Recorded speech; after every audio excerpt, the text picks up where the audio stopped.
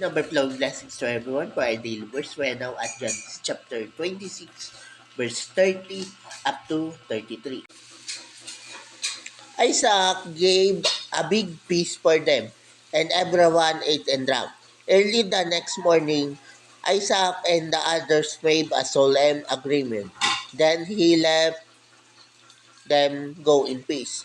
Later that same day, Isaac's servant came and said, "We have struck water."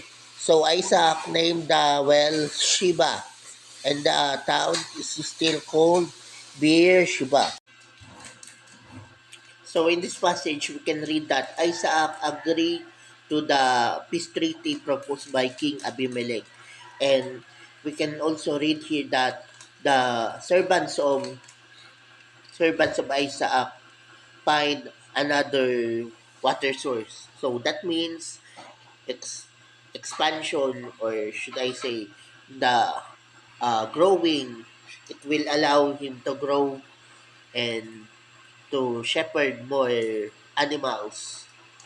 See, because during their time, having a water source means you will be successful and you will be wealthy during those time, because it is a major commodity during their time.